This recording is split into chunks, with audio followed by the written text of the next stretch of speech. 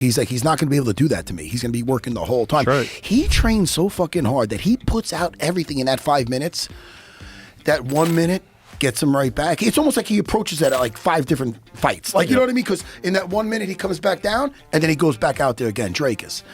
And we were just talking that we saw, you saw the same thing I saw, with his grappling ability. He took out a whole, I mean, listen, it's different. Those guys are a lot of guard players. Now you're fighting a dude that walks at 230, so he's not going to have a big strength advantage over him. But Drakus even said in that fight how he started strong. There's a certain amount. He was counting how many minutes he was just standing in front of him. He said that with both those fights. If Khamzat comes in, people are talking about him fighting at a slower pace.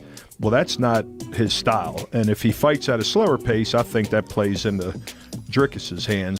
He is that guy in the schoolyard who does whatever he wants to and he doesn't get into trouble. I just think that Drakus is going to be able to weather the storm and then come out the other side, and it's going to be a problem. In my opinion, man, Chimaev's a weak man. I know he's made his entire career about being this big, scary boogeyman.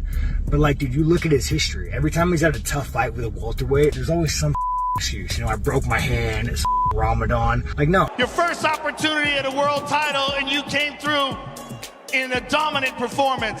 Dennis would tweet, "I'm the only fighter alive with the style to strangle Khamzat Chimaev. None of these guys can touch my skill set. That's why they keep me away from them. Soon, I'll be undeniable. When that time comes, they'll find out these guys aren't even close to my level. I'll save the MMA world from this cleft lip inbred brat." That guy is strong, couldn't finish. Respect that guy. The only champion who was saying my name. This guy has big heart. Real lion. African real lion. Thank you, brother. Well, Khamzat, enjoy this moment. Congratulations, sir. You're the new middleweight champion of the world. Thank you very much. Oh, man. Let's go. That patented look in his eye.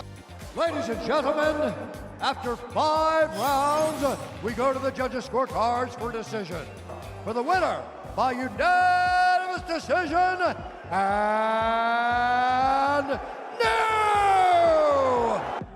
He's just like a blanket. I mean, it wasn't a matter of strength or, you know, it wasn't that physical. It was just, he knew, it's almost as if he knew what your next move was going to be. For Drakus to come back from that and bridge the gap between him and Khamzat, that is a tall task. Yeah. It's a tall task because that kind of dominance, that kind of grappling dominance was not just a level. It was multiple levels. And it just didn't seem like he had any answer for that. I don't know who he brought in to train with him, but clearly he didn't bring in anybody that had that kind of skill.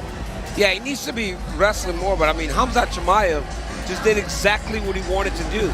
His pace, his pressure, his control, his cardio, everything looked on point tonight. Go ahead. I disagree. I saw his conditioning tonight. Yeah. That's what I was thinking. 4th round, 5th round, that's when DDP was going to get going. And he didn't. Didn't happen. And Khamzat really didn't slow down. Every shot he shot was in, was tight, was...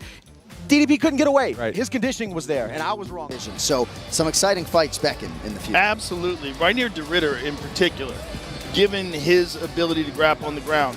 And, you know, and also his ability to land shots standing, particularly that knee that he lands.